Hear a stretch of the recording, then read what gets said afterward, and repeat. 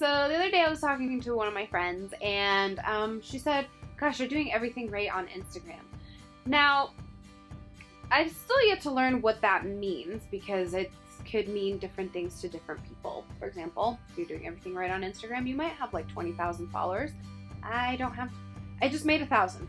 So I'm super happy that I made at least the 1K mark. But a few of my tips that I wanted to share for Instagram are as follow. On my feed, I only share images that are professional looking, meaning that they were taken with my big camera, as I like to call it, my DSLR, or my works of art. I very rarely share anything from my cell phone. I've only shared a handful of things from my cell phone, and that is maybe 5 things at best. And the reason is because people shop your Instagram. When they want to know about you, they're not really going to your website. They're like, hey, does she have an Instagram? Does he have an Instagram? And they go and they check you out. So you always want to have a professional appeal to what you do in a cohesive look.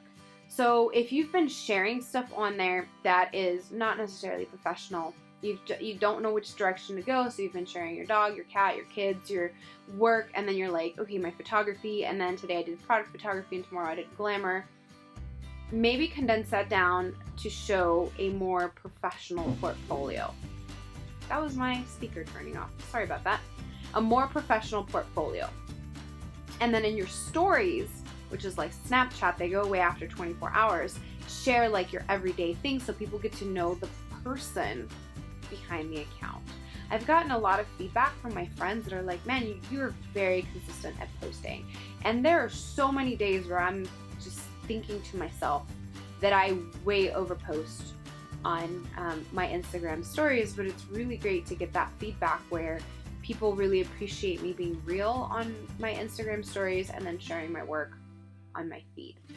So that is my tip for you on, my Instagram strategy is I post every other day on my feed, generally, and I post daily on my Instagram stories, and it's like everything.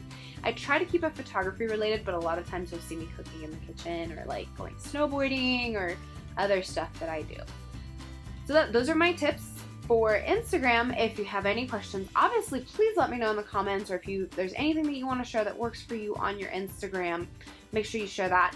Please subscribe to this channel if you appreciate getting these small tips for your social media marketing or just being an artist or creative in general, or like if you're a business owner and these tips are helpful to you as well, make sure you subscribe.